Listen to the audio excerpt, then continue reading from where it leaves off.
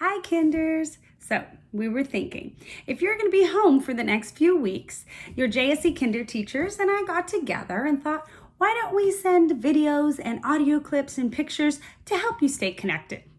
So today, I chose to make a video so that I could share our caterpillars with you and read you a story. And then I'm also going to talk about the work that we're sending home for you. Are you ready to check out our caterpillars? Let's go. Today is day 3 since we have our 10 adorable caterpillars that I brought home with me to foster and take care of for you. Hey, I have an idea. Why don't you all think of some names for our little caterpillars? I'm going to send you a link that shares the life cycle of a butterfly, and you can talk about it with someone at home. But remember, after they eat all that yummy brown food at the bottom, they're going to get super full and chubby and crawl to the top of the lid and make their chrysalis, their cocoon, hanging from inside the lid. I'll keep sending you pictures and videos so you can watch the babies grow up.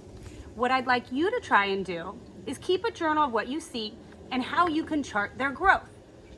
Today is day 3 and they're tiny, skinny little caterpillars. You can pause the video anytime and draw a picture of what you see and write a sentence describing it. Okay, boys and girls, that leads me to the story I want to read to you today. It's called Adios, Oscar, a Butterfly Fable by Peter Elwell.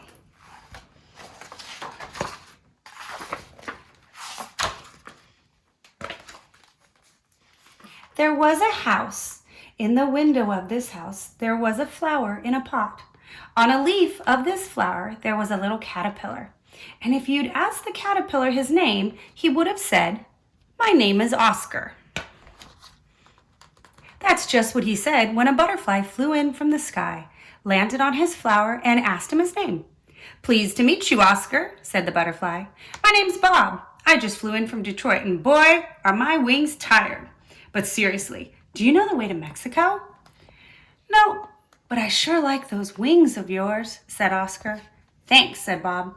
"One day you'll have a pair of your own." "Really?" Oscar gasped. "Count on it," said Bob. Then, fluttering off on the passing breeze, he shouted, "If you're ever down in Mexico, look me up." Oscar crawled as fast as he could to tell his caterpillar friends all about the wings he was going to grow and how he was going to fly far away just like Bob the butterfly. "No one listens to butterflies," Squirmy sneered. "They just make up stuff."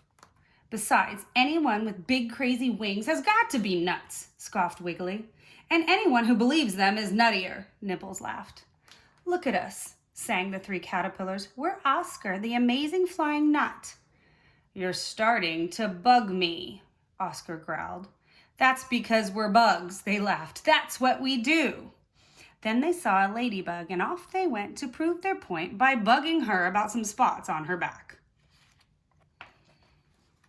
"Don't listen to them, they're knuckleheads," whispered a little voice. It was Edna the bookworm, peeping shyly from behind Oscar's flower pot. "But they might be right," said Oscar. "And they might be wrong," Edna suggested. "Want to find out?" Looking first this way, then that way, she silently motioned for Oscar to follow her. They crawled off the windowsill, then up to the bookcase until they came to an old book made of shiny brown leather and decorated with gold. "Can't judge a book by its cover," Edna said, opening a small door at the bottom of the book. It was the door to a library. As far as Oscar could see, there was nothing but bugs, books, and bookworms reading them. "Wow!" Oscar yelled. "Shh!" the bookworms replied. "Don't worry," Edna said. "They love to do that."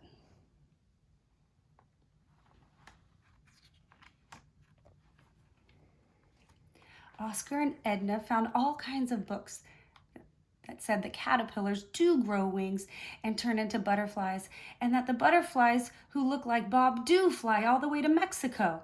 None of these books said Bob was nuts. They said he was right. Oscar also studied maps. Mexico was thousands of miles away, which is quite far for someone whose whole world has been a flower pot. It was a little scary, but the more Oscar found out about all the different places he'd see and the different bugs he'd meet, the more he wanted to go there. Oscar also found out that they speak Spanish in Mexico, so he figured he'd like to do that too. He learned to say hello, hola. He learned to say goodbye, adios. He learned to introduce himself so everyone would know who was saying hello and goodbye. Hola, mi nombre es Oscar. But will they know me when I'm a butterfly? Oscar asked. Sure, Edna replied. No matter what you are, you'll always be Oscar. Too soon the time came for Oscar to take that long caterpillar nap they'd read about. He'd sleep, and when he woke up, he'd have wings. Before you go, let's learn one more thing, said Edna, and they learned how to say goodnight. Buenas noches. Oscar went to sleep and dreamed of distant blue mountains and of all the new friends he'd meet as he rode the wind out of Cleveland and all the way to Mexico.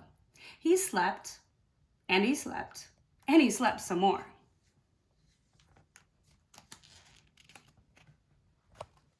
Then one day, Oscar woke up. As he yawned and wiggled out of his cocoon, he felt something else wiggle on his back. Wings! He had wings! But something wasn't right. He also had an appetite, a big one. And why was he craving socks? Hey, Oscar, Nibbles shouted from inside the closet. Taste this designer sweater. It's yummy. Look at us, yelled Wiggly. We're flying around a light bulb for no reason. Whee! Cried Squirmy, fighting the urge to head for the light bulb. Oscar flew to the mirror instead. Oh no, he cried. Someone made a mistake. I'm not a butterfly. I'm a moth. Now Oscar would never ride the wind. He would never see Mexico. For the rest of his life, he'd fly around a light bulb or sit in a drawer eating old socks. Oscar tried to make the best of it. Even with nowhere to go, flying sure beat crawling, and socks actually tasted pretty good. But when Oscar said, "More socks, please," in Spanish, it made him sad. It just reminded him of the blue mountains he'd never see. He might have forgotten all about Mexico, but one bright night, Oscar happened to land on his favorite flower in the window.